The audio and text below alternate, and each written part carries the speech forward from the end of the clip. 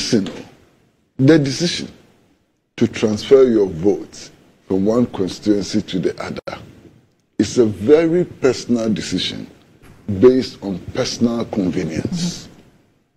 That is not a party decision.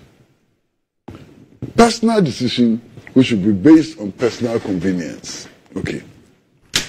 So when you have a situation where a political party mobilizes 3 buses of people from Ashama, from Tamale, from Zalerugu, and sends them to Wolensi, don't you see that something terrible is happening?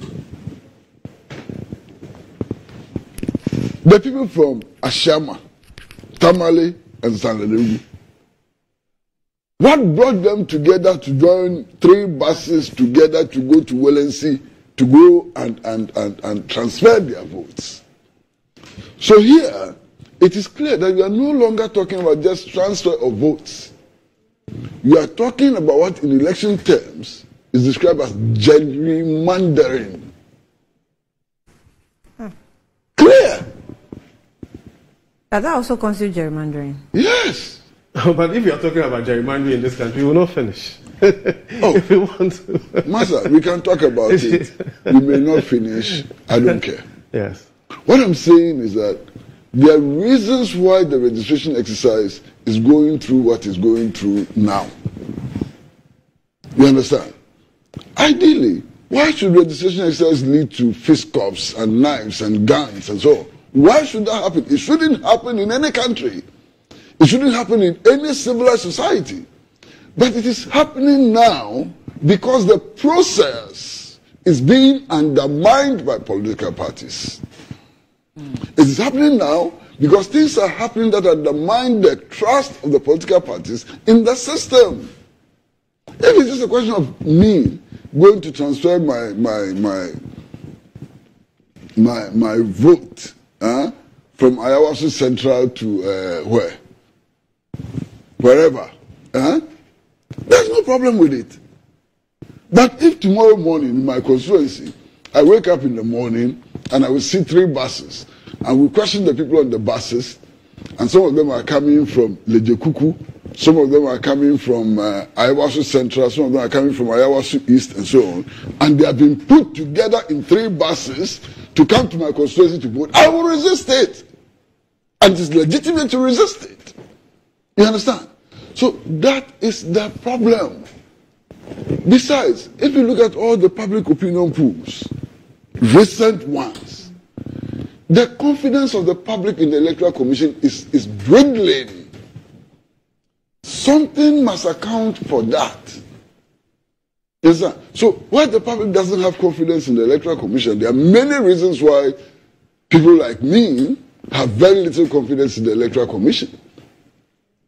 You expect these suspicions to grow, and you must expect some of these outcomes. You understand? Now, talking about political leaders and their lack of confidence in the Electoral Commission and so on, NDC and NPP, at least all of you have on one occasion gone to the Supreme Court to ask for the results to be annulled. Is that a display of confidence? So both of you, strictly speaking, cannot claim to have 100% confidence in the electoral process and the Electoral Commission. So this thing about John Mahama said that, and John Mahama didn't say that, and so on, where is it coming from? You went to the court like John Mahama to go and protest that the elections were not free and fair. You understand? So it's not a one-party problem. It's a problem for all of you to resolve. You understand? Now, talking about the vilification of electoral commissioners, what is happening now is child's play. And I mean it. It's child's play. Compared to what happened to the previous electoral commissioner, what was her name? Charlotte Osei. What is happening now? It's child's play. Some of the things they said about her cannot be repeated on morning television. Horrible things were said publicly about her. Untruths. What What is happening to Madame Jane Mensah is child's play compared to what happened to Charlotte Osei. I'll give you just one example. People had the guts to accuse a married woman of flirting with the sitting president at the time and use that as a basis for attacking the credibility of the commission that she chaired. I mean, how horrible can you be? So the attacks on James and so on, they are not new. They are not new. The most important thing is that what do we do now in order to... On the James attacks, yes, they are not attacks on her person. So far, I haven't seen attacks on her person. Annie, I wouldn't when you say that, I would, you see, the criticisms I see of Jean Mensah, there are criticisms of her office, the activities that she's engaged in, whatever the processes she's doing. Sal is number one on the list. The recent mistakes that we saw in the graphics of data that she shared, she's come to explain.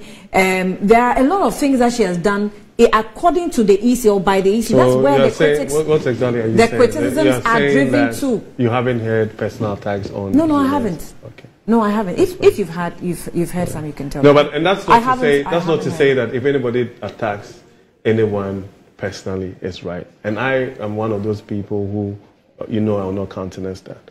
And I've started on this platform and even said that I disagree with their position on Saul. You understand? I've said it, and I even said that as we shouldn't actually repeat that mistake, and that even from the day one, somebody should have been given an opportunity to either serve as a representative, either by the speaker or whatever, to play a dual role until that issue is resolved. And I will not shy away from the fact and say that I disagree with Saul, and I still disagree with their position on Saul, and it's not something that should be done again. Continue. I don't have a problem with you. I'm good. I'm good. And this thing about party agents at the registration centers and at the centers where votes are being transferred and so on. I mean, Eric makes a point which is right, just right, that there's no law which insists that there should be agents. But there's no law which also says that there should be no agents. And in fact, the presence of agents is the result of an agreement between the parties and the Electoral Commission. I say that. Which needs to be respected. Yes.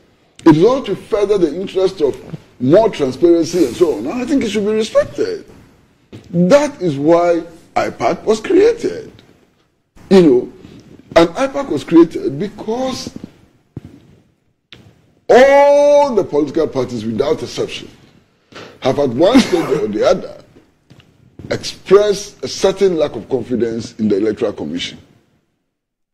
So the agreement is that, look, let's all sit down, let's all work the rules and find ways of ensuring that we can monitor the Commission's work so that we can all accept the results of the Commission. And I think it's a good thing, which we should encourage. When the Commission announced that it was not going to allow party agents and so on to be present at these centers, I thought it was crazy. Completely crazy. Why? What did you achieve? People are not stabbing themselves because party agents are present. That's not why people are stabbing themselves. People are stabbing themselves in some constituency and so on because in previous elections there were violent incidents, and the victims of those violent incidents have sworn that never again would they be subjected to violence without response. That's part of the problem.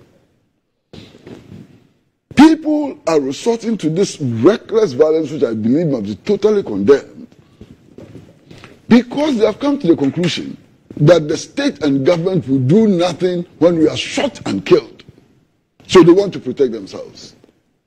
I tell this story of having been invited to go to a celebration, some activity about the victims of the Iwasu West Wagon, shooting. And Annie, that day, I felt so sad. Saw people who had been amputated. Some people whose sores had not been healed then. You know, some people who would never be able to walk again. Some people who would never be able to work again, and so on. And the perpetrators are still at large. The government's own commission of inquiry, which it carefully composed, I think it was chaired by Justice Emil Short, one of the most distinguished jurists in our country. On that commission of inquiry was a former Inspector General of Police, Justice Henrietta Mensah-Bonsu, currently a Supreme Court judge, sat on the commission. When they finished and they presented their report to government, what happened? Nothing! Even sections of the report were publicly condemned and thrown out. So if this happens, how are we to have confidence in the government, in the state, to protect us when we are attacked at polling stations, at registration centers, and so on? This is the kind of situation which makes people prepare to defend themselves.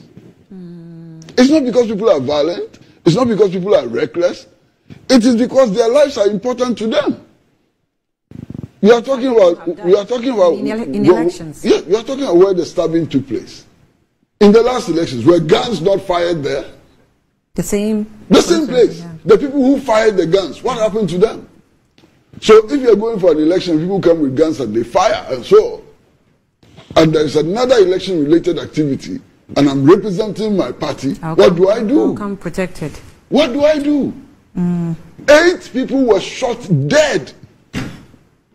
What happened? You know, so look, we should have a holistic attitude. I mean, I agree with Eric that what is happening is condemnable. It should never happen. We should all work to prevent this electoral violence and so on. I agree with you 100%. But there are causes. It doesn't stop at condemning. Yeah, there are causes. We have to eliminate the causes.